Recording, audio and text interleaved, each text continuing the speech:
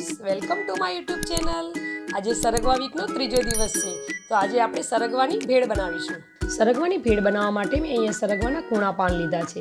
સરગવાની ભેળનું નામ સાંભળતા તમને થોડું આશ્ચર્ય પણ લાગશે અને જોવાની આતુરતા પણ રહેશે કે કેવી ભેળ બનાવતા હશે। તો ચલો આપણે ભેળ બનાવવા માટે પહેલાં ચટણી બનાવવાની શરૂઆત કરી દઈએ। તો ગ્રીન ચટણી બનાવવા માટે એક મિક્સર જારની અંદર 1 બાઉલ કોથમીર લીધી છે, એની અંદર 2 લીલા મરચાં સમારીને લીધા છે, મીઠા લીમડાના પાન લીધા છે, અડધો કટકો આદુ, અડધી ચમચી જીરું અને 1 ચમચી ખાંડ અને 1 લીંબુનો રસ લીધો છે। તેમાં અડધી ચમચી મીઠું અને થોડું પાણી એડ કરી અને ચટણી બનાવી દઈએ।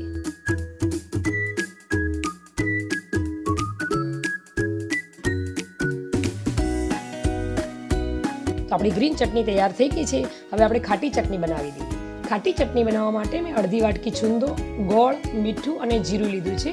હવે આપણે છુંદાને મિક્સર જારમાં ક્રશ કરી લીધી। તમને થોડુંક આશ્ચર્ય લાગશે કે છુંદામાંથી ચટણી, આપણે તો મગજની અંદર ખજૂર અને આંબલીમાંની ચટણી હોય એ જ આપણને ખાટી ચટણી લાગે છે। હવે એની અંદર જીરું, મીઠું અને પાણી એડ કરીને મિક્સરમાં ક્રશ કરી લઈએ।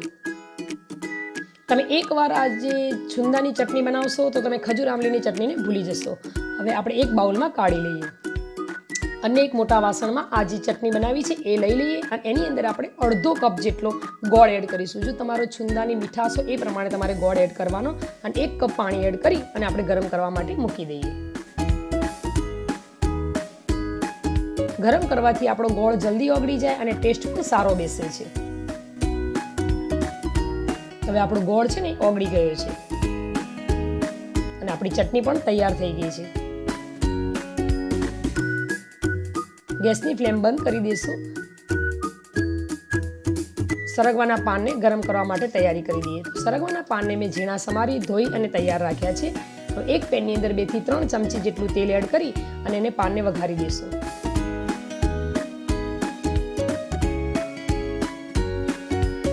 એમાં થોડું મીઠું એડ કરી અને હલાવી દઈએ।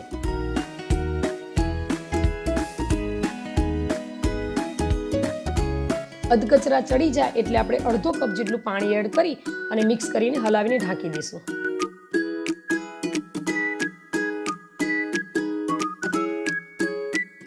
હવે ત્યાં સુધી આપણે લોટ બાંધી દઈએ। તો મેં અહીંયા ઘઉંનો કકરો લોટ લીધો છે અને છાશ લીધી છે। એક પેનની અંદર મોટો બાઉલ મેં ઘઉંનો કકરો લોટ લીધો છે એ લઈ લઈએ। હવે એમાં આપણે મસાલો એડ કરી દઈએ।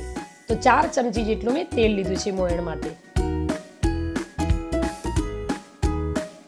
સ્વાદ અનુસાર મીઠું, ચપટી હળદર અને 2 ચમચી મરચું લીધું છે। મરચું તે તમે તમારા ટેસ્ટ પ્રમાણે તમે લઈ શકો છો। આ બધો જ મસાલો આપણે મિક્સ કરી લઈએ। અત્યારે આપણે જે સરગવાની ભેળ બનાવી છે એના માટેના મુઠિયાની તૈયારી કરીએ છીએ। તો ગઈકાલે આપણે જે થેપલા કર્યા હતા એ જ પ્રોસેસથી આપણે મુઠિયાનો લોટ બાંધીશું।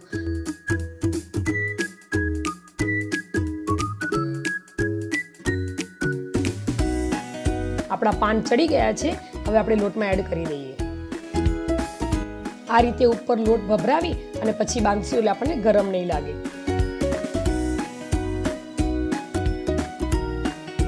આપણે છાશથી લોટ બાંધીશું। છાશથી લોટ બાંધવાથી આપણા મુઠિયા એકદમ સોફ્ટ બને છે અને ગઈકાલે આપણે જે લોટ બાંધ્યો હતો એના કરતાં આપણે થોડોક ઢીલો લોટ બાંધવાનો છે એટલે આપણા મુઠિયા એકદમ સરસ બની જાય। જો તમને મારો વિડીયો પસંદ આવે તો લાઈક, શેર અને સબસ્ક્રાઈબ જરૂર કરજો।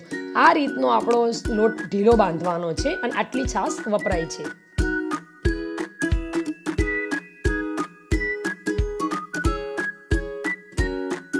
હવે એક પેનની અંદર આપણે મુઠિયા મૂકવા માટે ગરમ પાણી મૂકી દઈએ। એની અંદર મેં 2 બટેકાના પીસ કરીને બાફવા માટે મૂકી દીધા છે અને આ રીતે આપણે મુઠિયાને વાળી અને ગરમ કરવા માટે મૂકી દઈશું।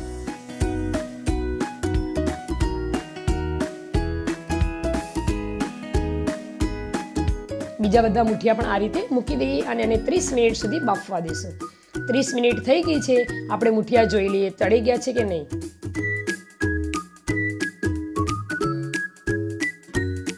આ રીતે ચપ્પુ અડાડી અને જોઈ લેવાના આપણા મુઠિયા તૈયાર થઈ ગયા છે। આપણે એને થોડી વાર ઠંડા પડવા દઈશું અને જે આપણે બટેકા બાફવા મૂક્યા હતા એને આપણે એક પ્લેટમાં કાઢી લઈએ।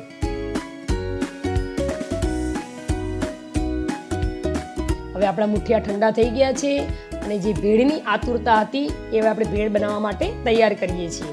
તો એ મુઠિયાને આપણે ભૂકો કરી દેવાનો। મુઠિયા ઠંડા પડશે તો જ આપણો ભૂકો સરસ થશે।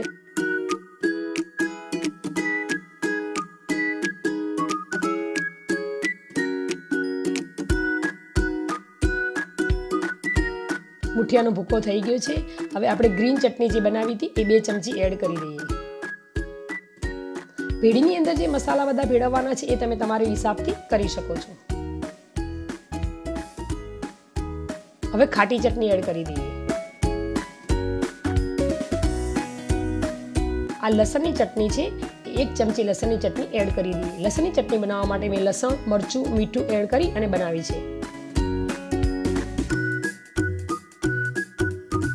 ઝીણા સમારેલા ટામેટા છે એ 2 ચમચી એડ કરી દઈએ.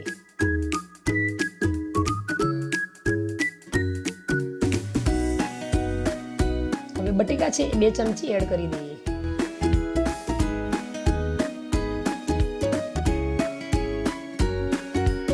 બધું જ વ્યવસ્થિત મિક્સ કરી લઈએ. આપણને થોડુંક કોરું લાગે છે, ફરી આપણે ખાટી ચટણી એડ કરીશું.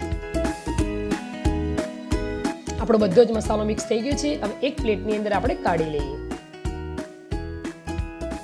હવે સર્વ કરવા માટે ઉપરથી ડેકોરેશન કરીશું. તેમાં ઝીણા સમારેલા ટામેટા અને બટેકા એડ કરીશું.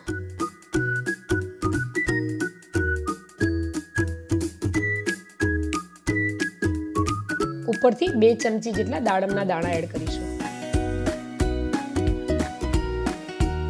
આ ઝીણી સેવ છે એ ઝીણી સેવને આપણે ભભરાવીશું.